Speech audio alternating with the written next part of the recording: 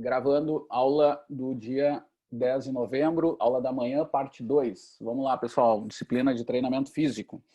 Vamos continuar com o conteúdo dos TRIMPs, né? Ou determinações de carga de treinamento. Vou começar a compartilhar.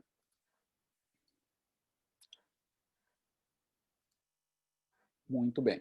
No finalzinho da aula anterior, comentei para vocês sobre o TRIMP Borg-Foster, ou TRIMP de Foster, eu costumo chamar assim, mas que é baseado na escala de percepção de esforço, né, que a gente sabe que é uma ferramenta cada vez mais útil, mais potente na realidade do exercício, né? Ela é super interessante, né? Porque é uma escala onde o aluno vai indicar, vai refletir um pouco para o avaliador como ele está percebendo aquele exercício em relação ao esforço, né?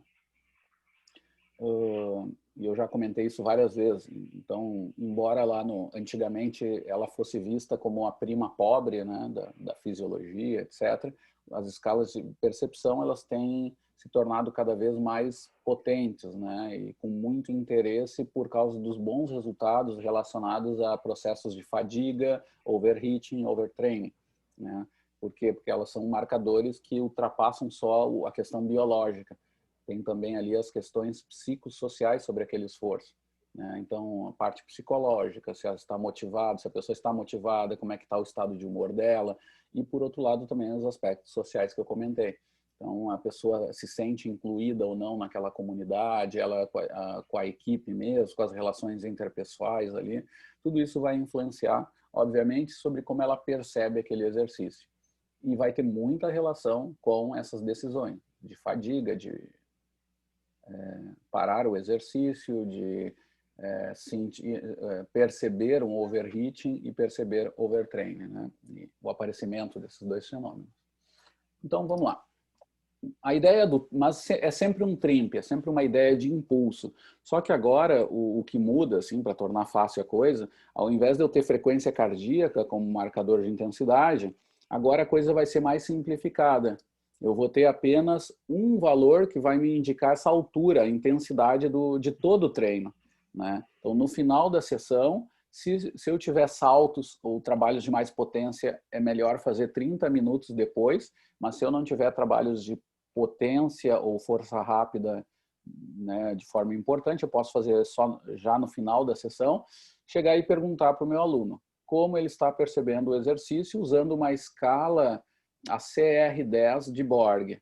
Tá? Ela foi validada usando essa escala modificada de Borg, que vocês podem ver aqui, né? Então, é essa escala. Tenham um cuidado, eu vou dizer assim, de uma forma genérica, tá? Tenham cuidado de usar as escalas de forma que elas foram validadas. Tá? Tem muita gente usando escalas de percepção de esforço que o amigo blogueiro começou a fazer, que é a escala com cor diferente, então vai de rosa a verde, vai com as caras, aquelas emojis, sabe, sorriso, legal, curti, amei, tudo isso tem que cuidar. Se elas foram validadas assim, devem ser usadas assim. Mas se elas não foram validadas assim, tenham cuidado assim no uso delas. Tratem de usar aquilo que foi validado, que é aquilo que já está bem aceito na literatura.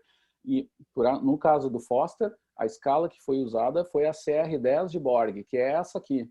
Então não tem cores, não tem linhas, tá? Não tem mais, menos, não tem um cara caindo aqui, um bonequinho caindo, aqui o cara sorrindo, não tem nada disso. Porque tudo isso afeta a forma que a pessoa pode perceber o exercício. Então, vou dar um exemplo para vocês. Tem alunos que com fadiga eles se sentem bem, uma coisa de louco, né? Mas o pessoal brinca lá que é o meu caso também. Eu estou quase morrendo e estou adorando essa percepção.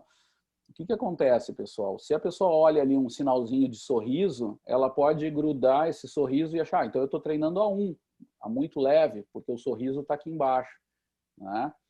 Então tá errado. Esse aqui é um exemplo de que se tivesse rostinhos aqui, emojis ou qualquer coisa dessas frescuras aí, não estaria correto. Foster não validou dessa forma. É melhor não usar mesmo, usar essas escalas assim, branco, com fundo branco, escrito em preto, inclusive, porque também tem todo um sentido de validação isso. Tá? Então, a sugestão que eu dou é essa. Claro, esse é o caso do Borg, mas para outros, usem aquilo que foi validado e não o que o amigo, né, do fundo de quintal lá inventou, porque achou bonitas as cores. Tá?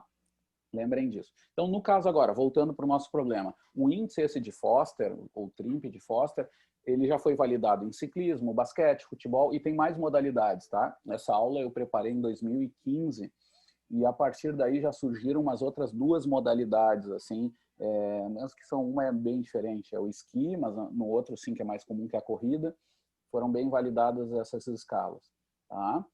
Então, é muito mais simples, claro, do que determinar a frequência cardíaca. A frequência cardíaca dá bem mais trabalho, né? E também tem suas origens de erro. E a escala de Foster, ela tem outro adicional interessante. Ela é muito boa para exercícios que têm muita intermitência, muita variação de intensidade. Então, um exemplo disso é o vôlei, tá? Tu vai querer controlar a intensidade do esforço no vôlei, mas às vezes a frequência cardíaca vai ser muito limitada para determinar essa intensidade, por causa da cinética do movimento. Os gestos potentes do rally, num jogo de vôlei, a atividade potente dura 2 segundos, é muito rápida. E o rally, às vezes, demoram 10, 15 segundos em média. Né? Então, a frequência cardíaca ela não é nem o melhor marcador mesmo. Aí o índice de Foster ele representa, de forma geral, muitas vezes melhores resultados até do que os índices anteriores, tá? Dependendo da modalidade, se for mais intermitente. Além disso, Foster fez um par de coisas muito interessantes, tá? Com esse índice dele. Ele construiu, então, um valor, que isso é bem simples, né? Ele calculou a tal da carga semanal, que é simplesmente somar os TRIMPs de cada sessão, um pouco parecido com aquele gráfico que a gente mostrou lá de barras. Então, pega todos aqueles valores de cada sessão, né, o quanto saiu daquele valor, que é em unidades arbitrárias, e soma simplesmente que tem a carga semanal, a carga do microciclo. A outra coisa interessante é que dessas cargas semanais, então eu treinei 5 vezes na semana, eu tenho 5 TRIMPs, imaginem 5 barrinhas. Eu posso calcular uma média e posso calcular o desvio padrão dessa média, né? Isso a gente faz no Excel de forma bem simples. Tendo essas duas informações, eu posso calcular a monotonia do treinamento. Tá? Esse é um marcador que tem relação com um pouquinho com aspectos psicológicos do treino. O nome já diz, né? Então, vou fazer um resumo para vocês, tá? E para mostrar como isso é algo muito óbvio, que, claro, se eu fizer 5 sessões na semana exatamente iguais, o meu desvio padrão vai ser 0. Vai ser próximo de 0 ou 0, né? E aí, tendo um valor muito baixo aqui embaixo, no denominador da equação, a minha monotonia vai para as alturas, vai muito alta. Ou seja, vai ser um treino extremamente monótono. Tá? E esse é o significado do treino. Ou seja, obviamente, inclusive, claro, ainda eu tenho que organizar de uma forma lógica, mas eu já variando, isso já ajuda. Isso é para mostrar para vocês da importância de ondular cargas. De novo, é outro sinal que é óbvio. Então, cuidado quando começa a discussão. Ah, mas deveria ser linear, pode. Alguns viram que não é linear, dá no mesmo que ondulado, bababá. Gente, isso é tudo papo de quem não entende de treinamento físico. Tem que ondular. Tá? E eu tenho até como calcular um pouquinho um reflexo disso, que é essa tal da monotonia que vocês estão vendo aqui. Tá? Então, eu vou poder ver se meu treino é muito monótono ou não. E essa monotonia, esse resultado que vai vir desse valor médio dividido pelo desvio padrão que a gente está vendo aqui, ele vai entrar nesse tal de strain, tá? Que seria a tradução disso é deformação, ou seria assim, o estímulo total da semana, tá? Que é um pouco repetitivo com carga semanal. Tá? Então eu deixei o termo em inglês, é pouco usado ainda na língua portuguesa da área de treinamento, tá? Por isso que eu ainda deixo em inglês. Talvez surja esse termo de outro jeito, mas ainda não é muito usual, assim, consistente o uso. Esse estímulo total, esse strain, vai considerar também a monotonia. Então vai vir a carga semanal multiplicada pela monotonia. Tudo isso vai ter relação com o quê? Com carga total do treino mesmo, com todo o estímulo em si. que envolve até algum aspecto psicológico, que é observado pela monotonia, que a gente sabe que é super resumido, né? Do ponto de vista psicológico, a gente vê pouco, mas já vê alguma coisa nisso, tá? O que eles viram assim, é que, com o tempo, treinos que são mais similares ao longo da semana são muito monótonos. Assim, ó, em outras palavras, gente, na realidade do treino, tá? Do dia a dia, de quem está fazendo mesmo, é chato. Tá? Vamos falar coisa como é. É muito chato. Treinar coisas iguais. Então, isso ao longo do tempo vai dar uma carga psicológica terrível para o cara. Por isso que vai pesar aqui. Então, eu tenho que baixar essa monotonia, né? Tem que ser pouco monótono, que seria interessante, o contrário de monótono. Sei lá, alguma coisa atrativa, motivante, né? Que é o quê? Variar cargas ao longo da semana. Regular essas cargas de forma que me dê um valor pequeno aqui. Que aí o meu strain, meu estímulo não vai ser tão alto. A carga semanal até pode ser alta, mas pode ser até um pouco suavizado com esse uso variado de cargas, tá? E esse estímulo total, ou strain, ele é a ideia assim da carga total do treino. Vamos chamar aqui de estímulo total, tá? Mas é só um outro termo assim para dar. É um estímulo mais que compreende mais fatores do que simplesmente a carga semanal. A carga semanal é muito matemático biológico, né? É o que tu percebeu de esforço no somatório do que tu percebeu pelo tempo, né? O strain, ou estímulo, é uma carga mais total, porque vai envolver também aspecto psicológico. Em teoria, é isso que ele adiciona. Tá? E vai ter melhor relação com o aparecimento de overheating, overtraining, curvas de treino ao longo do ano, tá? Que vai sair desse strain. Tá? Então, aqui tem um exemplo que, quando eu tinha a disciplina lá, eu dava mais tempo e vocês iam para o Excel calcular, é pegar esses valores mesmo, ao longo da semana. Segunda, terça, quarta, quinta, eu tenho lá os treinos em vários usos de Borg, quanto me dá isso, tá? Isso aqui é se alguém quiser depois exercitar, é uma boa, tá? E se quiserem até me mostrar, tudo bem, mas é livre, tá? Não vale ponto, antes que alguém pergunte, porque já ficam nervosos, né, com essas coisas. Mas quem quiser fazer, faz como exercício, para ver se entendeu bem isso, e calculem a monotonia desse treino, o próprio strain, ou estímulo, tá? Como forma de exercício. Deixa eu falar um pouquinho aqui para vocês de comparação desses métodos até aqui, tá? Tem uns estudos do Bara Filho, o Maurício é um grande pesquisador de Juiz de Fora.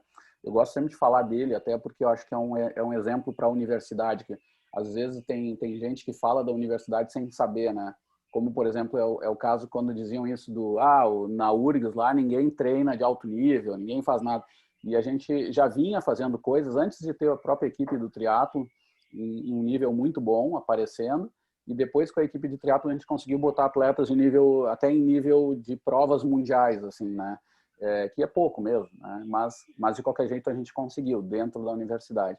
A gente tem outro caso de sucesso dessa relação do esporte com a universidade, que a gente fala sempre dos Estados Unidos, e realmente, os Estados Unidos, nesse caso, eles têm uma estrutura super boa, assim, do sistema esportivo ali, universitário, mas nós temos um caso muito legal de contar, que é o caso da Universidade Federal de Juiz de Fora, né? Até hoje, eles têm, acho que mais de 20 anos, uma equipe de vôlei na Superliga, em nível superior, tá? O time acho que se chama Juiz de Fora, se não me engano. Tá? Sempre é um time que está ali no nível médio para baixo. Às vezes está ameaçando cair para a segundona do vôlei. Tá? Mas o que acontece? O legal de mostrar dessa equipe, gente, é que ao longo desses, no mínimo, 20 anos aí, com esse trabalho do Maurício, junto com gente da área de gestão, mas o Maurício é da nossa área, estuda um monte de coisa de vôlei, é legal de ver assim, ó, que no esporte de alto nível, eles usam um marcador muito importante, é pensar assim, o quanto eles têm de budget, de dinheiro, e onde eles chegam. Tá? Isso é um cálculo dos mais simples e dos mais efetivos no esporte de alto nível. Tá? Que é isso. Então, o que acontece? O Juiz de Fora é sempre o time que tem a menor quantidade de dinheiro. Eles contratam, é o que tem menos dinheiro para contratar jogadores. Tá?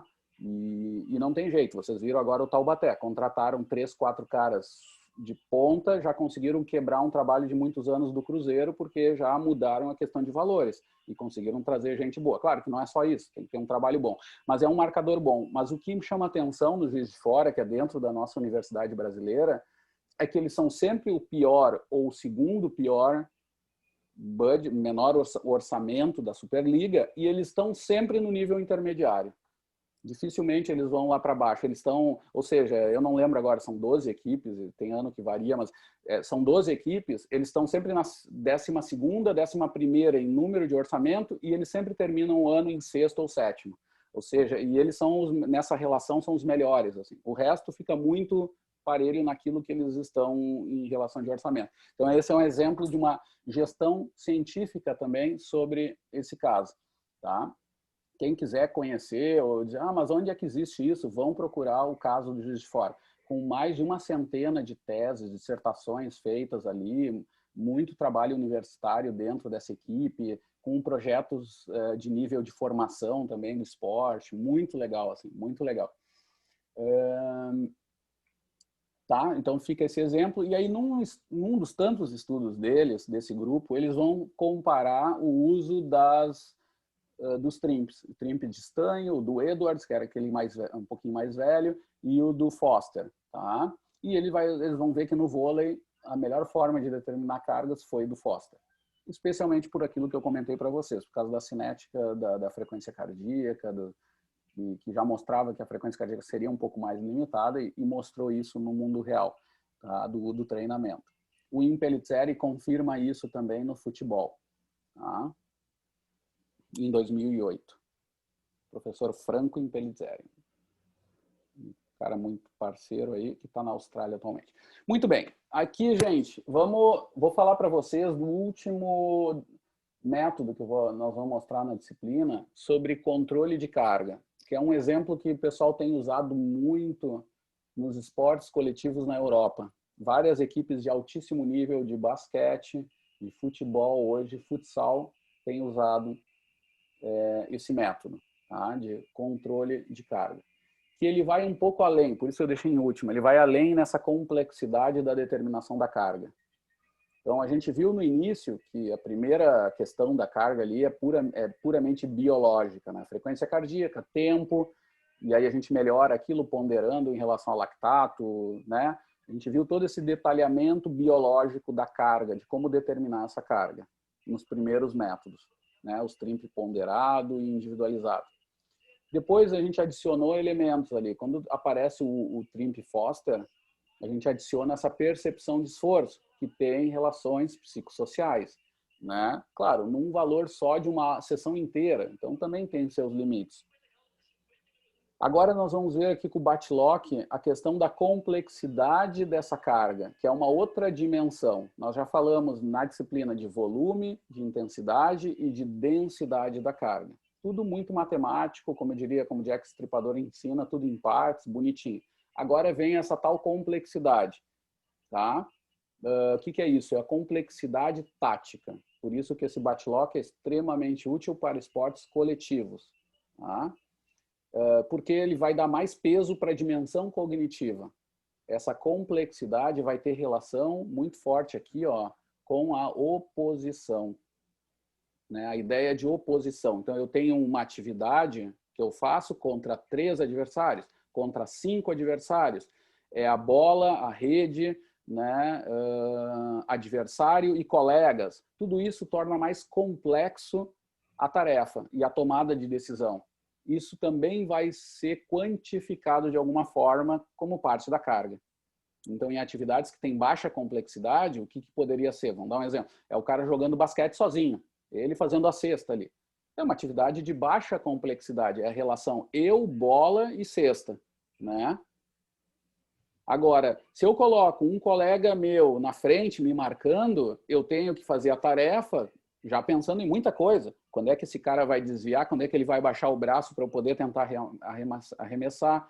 Né? E a partir daí eu vou tornando mais complexo, eu vou adicionando complexidade nos meus problemas do jogo, que são, isso está dentro das teorias mais atuais que vocês viram com o professor Cícero, aí, os professores dos esportes, com o professor Voser, sobre essa tomada de decisão, então em graus de complexidade maior. Né? Então daqui a pouco eu faço essa atividade do basquete, com um adversário marcando, mas também com um colega. Então, eu aumento as possibilidades. Eu posso quicar a bola, eu posso arremessar e posso passar ela também.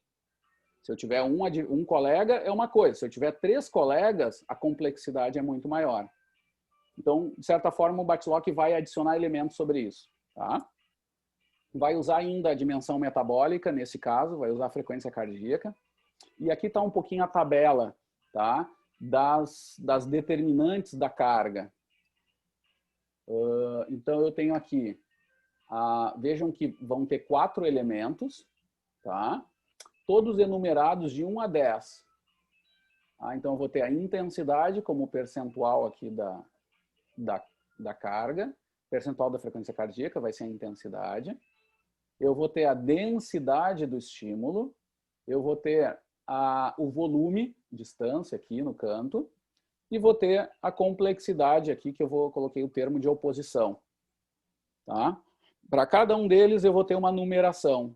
Ou seja, eu vou ter 4 números daquela seção onde eu vou adicionar valores de 1 a 10, segundo o quanto se assemelha aquela atividade para aquele aluno. Tá? Deixa eu ver aqui se eu tenho a parte... Bom, então vamos lá. O método que eles fazem, claro que isso eu já vi que na prática o pessoal faz daquele jeito que consegue, então tem muita mudança sobre isso, mas fica aqui uma ideia inicial, né, da proposição do Batlock, que é usar médias de 10 minutos. Tá? Porque o que eles veem é que, claro, a cada 10 minutos vai variando as atividades, mas claro que pode variar até mais, né? Pode variar em 5 minutos, eu digo. E aí daqui a pouco tu pode separar isso em 5. Mas nesse caso aqui, tu faz uma média dos 10 minutos da frequência cardíaca nesse sujeito. Ou seja, tu tem que ter um frequencímetro que consiga dar o valor médio, que registre isso, que leve para um computador depois. Tá? Senão tu vai ter que fazer no dedo mesmo, vai dar mais trabalho. Mas a ideia é essa, uma média dos 10 minutos de frequência cardíaca, e aí tu tens a informação da intensidade. Tu vai jogar depois lá na tabela, vai confrontar naquela tabela que eu mostrei. Depois tu vai ter a densidade do estímulo, que é a relação entre tempo do exercício e repouso. Tá? Deixa eu já mostrar lá na tabela, que fica falando aqui também assim. Olha só. Então, no caso da densidade, pessoal, vejam assim, ó, 10 é quando a atividade é contínua, que significa que não tem intervalo. É só exercício, é só tempo de exercício. O valor 9 é quando tu tens uma relação de 4:1. Tu tem 4 vezes o tempo da atividade para um tempo de recuperação. É um intervalo que tem um tempinho muito curto para muita atividade. Então, isso é 9, é muito denso.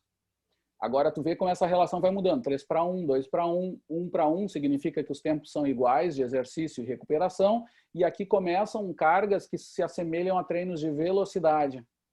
Tá? Que é o quê? Tiros pode ser de 10 metros, de 10 segundos, com intervalos de 40 segundos, 1 minuto, 1:4, ou mais longo ainda. Tá? Aí a densidade é relativamente baixa. É 3, 2, 1. Aí vocês vão ver mais. E vejam que tem espaço aqui para interpretar, porque aqui entre 2 e 1 nem tem diferenciação. Aí o treinador tem que usar a interpretação para dar uma variação. Usar sempre um valor. Tem um certo espaço aí. Tá? Bom, aí o outro elemento é da oposição, que eu comentei para vocês. Então, 5 vezes 5 significa assim, eu fazendo o exercício com outros 4 colegas do meu time, vezes 5. Ou seja, no basquete seria os 2 times jogando mesmo, fazendo um ataque e defesa. 5 vezes 5.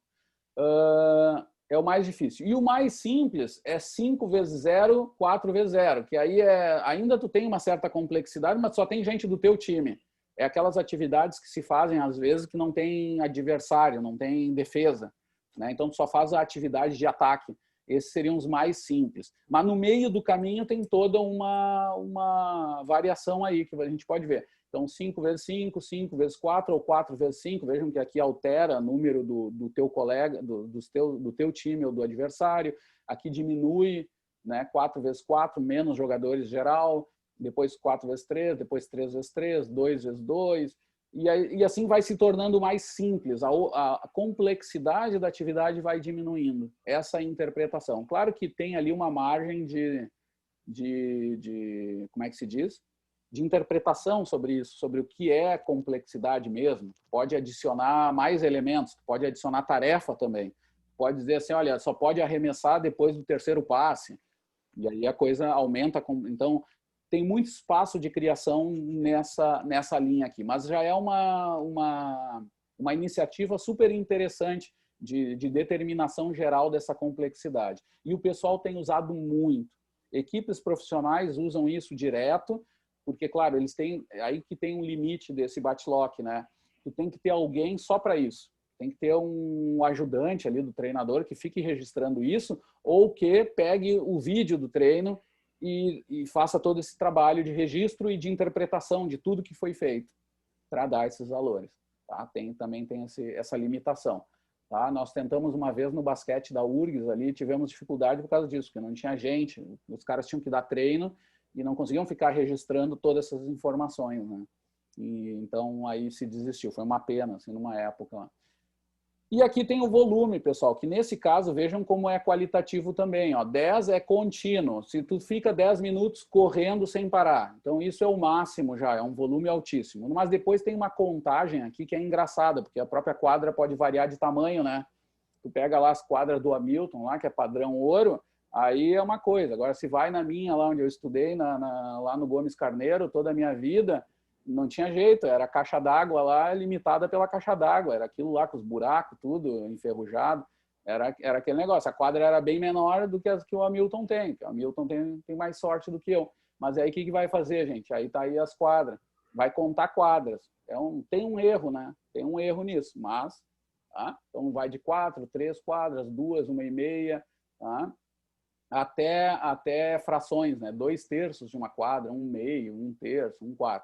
Tá? Vejam que isso tudo meio a olho, tá, pessoal? Porque isso vai ser uma câmera ou um cara observando e anotando. Ó, a atividade foi feita meia quadra, azar, meia quadra, então vale tanto. Tá? O Hamilton não consegue nem responder as piadas, né, Hamilton? É muito... Essas piadas aí é difícil, né? Para, Que cara. tal se fosse, né? Tu não jogava com a cabeça de boneca? Eu jogava com a pinha ou a cabeça de boneca? A gente jogava bola. Mas cansei, eu arranquei alguma unha, né? Chutando o chão com essas petequinhas, essas coisas aí. Gurizada não é fácil. A cabeça de boneca.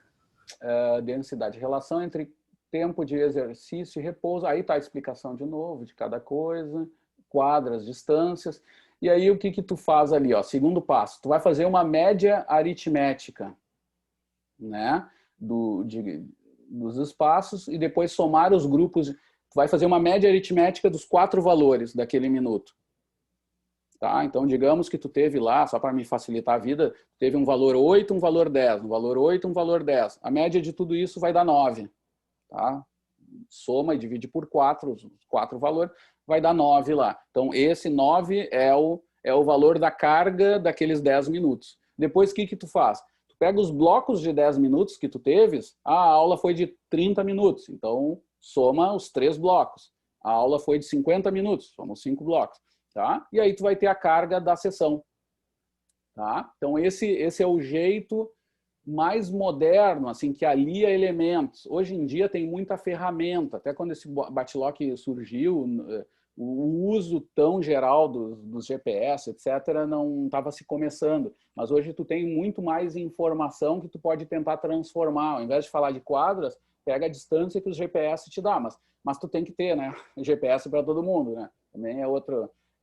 É usual, mas ainda não é todo mundo que pode ter esses equipamentos, tá? Mas eu digo sempre, gente, que esse bate-lock mostra que o que falta, quase sempre o limite é de conhecimento, tá? Então, assim, ó, se vocês gastarem um pouco de energia na primeira vez, preparando um videozinho mínimo lá, que grave, hoje em dia a maioria dos celulares gravam, tá? Eu não tenho memória. Pô, grava, analisa e joga fora.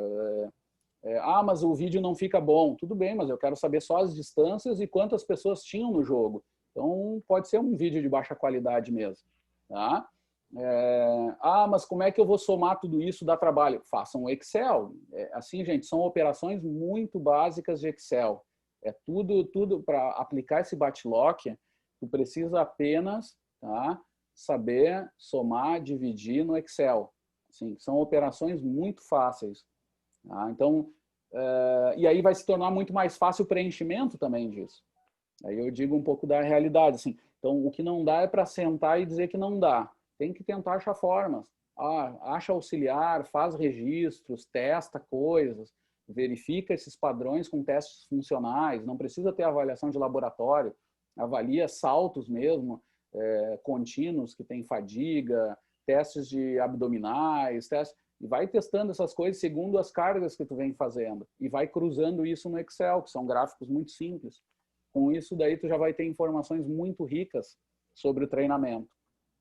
Tá? E, de novo, vou falar, o limite não é de dinheiro nem de tecnologia. O limite é sempre de conhecimento. Claro que tem que ter um nível mínimo, né? Tu tem que ter um mínimo de... Eu digo assim, não estou culpando quem está na prática e tem que dar aula para 50 alunos no horário de pico dentro de uma academia, tá? Lembrando disso. Né? Ou às vezes na escola mesmo, estou olhando o Hamilton agora e eu sei que os limites às vezes são muito brabos mesmo, mas a gente tem que tentar fazer coisas, tem que propor soluções para isso e quase sempre o limite vai ser de conhecimento e não de tecnologia. Lembrem disso. Pessoal, paro de compartilhar aqui e vamos para o papo final. Vamos ir fechando aqui. Então, fazendo um resumo da ópera, tá? Vimos, então, os métodos esses de controle de treino. Vimos métodos mais biológicos, métodos mais cognitivos, tá? Se vocês quiserem esse conteúdo aqui, vocês podem citar alguma coisa no trabalho, tá? Não vale ponto, mas lembrem até como uma forma de motivação para quem assistiu a aula, para quem está assistindo a aula de hoje, se vocês adicionarem alguma coisa, inclusive para dizer o seguinte, nos métodos tais se pode usar o Trimpe Foster.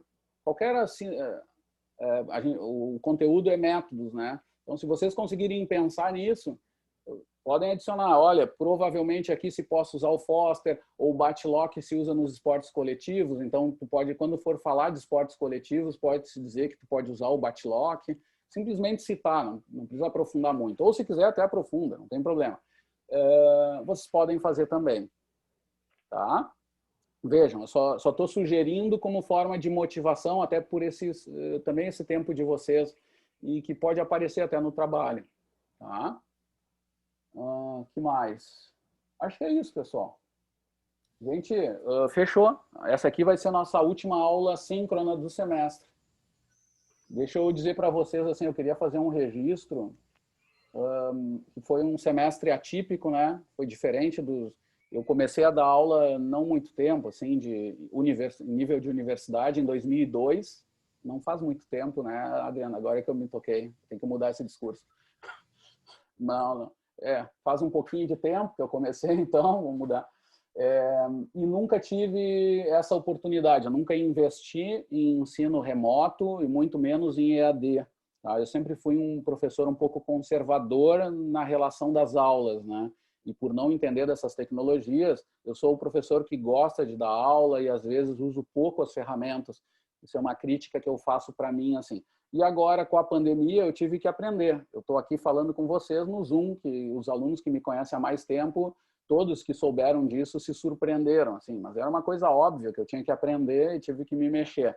Mas sei que usei pouco isso, então eu queria dizer para vocês, vocês foram um pouco também, pagaram o preço. Acho que tem os dois lados, é que nem com um aluno novo meu, quando é o meu primeiro mestrando, que eu tenho amizades, o meu primeiro doutorando, o meu primeiro aluno orientando, tem o lado bom e o lado ruim, né? Vocês foram, por um lado teve o lado bom para vocês, que acho que foi espaços de descoberta, assim, me colocou em prova, teste para mim mesmo, para eu ver se conseguia me ajustar nessa coisa, de falar na câmera. Eu sou muito ruim mesmo para tudo isso, sabe? Eu gosto de fazer pesquisa, eu gosto do chão de fábrica, né? Eu gosto de dar treino, eu gosto de fazer treino e gosto de pesquisar e escrever. Não gosto de ficar me aparecendo, não gosto de um monte de coisa. E aqui a gente tem que estar fazendo esse sistema, né? Dessa apresentação formal. Então foi um desafio para mim. Eu tenho certeza, assim, gente, que eu consegui falar coisas que às vezes nem no método tradicional eu falava de forma tão organizada, porque era uma forma diferente agora. Isso que eu queria dizer para vocês. Então não foi só o lado ruim, isso que eu queria passar para vocês. Mas, claro que para o próximo semestre eu vou considerar as coisas que vocês comentaram e o que vocês ainda vão me falar, tá? Especialmente dos alunos que têm interesse. Tem muito aluno que quase sempre quer, não é muito, mas tem aluno que quer salvar a pele. Professora, não ficou bom isso e é por isso que minha nota é ruim. Agora, tem alunos que são mais maduros, que geralmente são os bons alunos, que falam para melhorar mesmo. Professor, puxa, se tivesse mais aquilo ia ser bem legal, se a gente pudesse falar daquele assunto mais. E eu vou pescando, tá? Então, eu espero que vocês me passem isso, tá? Essa crítica construtiva. Fiquem à vontade, os canais estão aí, né? A gente tem um monte de canal. Também é a primeira vez que meus alunos têm o meu WhatsApp, por exemplo, tá? Então, não é incômodo e especialmente ainda se for por uma crítica construtiva. Eu queria dizer isso, assim. E agradeço, eu queria dividir isso com vocês. Agradeço quem pôde. Eu não vou criticar os outros, mas eu vou ser otimista, assim, né? Agradeço quem pôde abrir a câmera, tá, gente? Porque nesses dias tão difíceis e tal, eu sei que é uma tensão mesmo, tá? Mas é muito melhor dar aula enxergando as pessoas. Eu vou dizer para vocês, eu já me sinto um pouco quando eu for visitar um dia meu vizinho lá, o Hamilton, eu não vou sentir como se fosse a primeira vez, porque eu já vi várias vezes lá a parede de tijolo dele lá, a coisa fina dele, toda a arquitetura e tal, né? Com a Adri também, com as gurias aí, a Gabi, então assim, eu agradeço isso, tá? Porque isso de certa forma nos aproxima e humaniza um pouco a coisa, tá? E sugiro para quem não tinha ideia disso, assim, que na medida do possível abra a câmera, até por essa relação mais humanizada, não só porque vai ser bom para ele, mas pensa no professor num sentido mais amplo, assim, né? De que essa relação nossa seja um pouco mais humanizada dentro do que dá, né? Que é pelo menos isso que a gente fez, assim, né? Com o Hamilton ficou bom porque o Hamilton é meu vizinho, eu moro aqui no interior, aqui perto de Viamão, e então estamos juntos ali. Ele escuta a galinha cantar e eu escuto também a galinha cantar ali atrás. Beleza, professor. Eu também quero. Eu acho que para mim foi uma novidade que eu nunca tinha participado desse tipo de aula, né? E é bastante gratificante ver, né, que a gente pode também modificar um pouco a forma da gente conseguir estudar, né? Eu trabalhei isso com os alunos também aqui na escola e é complicado a primeira vez, assim, é muito difícil, né? Mas a gente vai aprendendo, não adianta. Já tem uma carreira aí, mas sempre é inovador, sempre tem coisa para inovar, né? E também pedir desculpa para professor aí se eu não, alguma coisa que eu não consegui, né, do jeito que eu queria, o que o professor propôs, mas tentar sempre dar o meu máximo, né, o meu melhor para que, né, a gente consiga alcançar os objetivos, né? Obrigado, professor, pela compreensão. Foi um prazer continuar ainda, claro, pelo WhatsApp agora, te incomodando. Tem que entregar os trabalhos, tem que fechar a nota. Tem um monte de coisa ainda, né? Agora vem a parte boa, tô brincando. Mas eu queria agradecer, tá, pessoal? E também tem um tempo livre, se alguém mais quiser falar, fica à vontade, senão tudo bem. Bem tranquilo. Tá?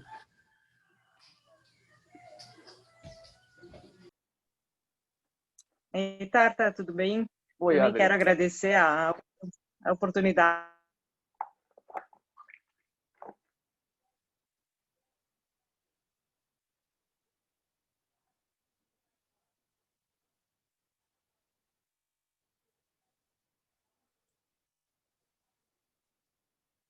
Identifiquei por conta do que a gente vivencia nos treinamentos e tal, né?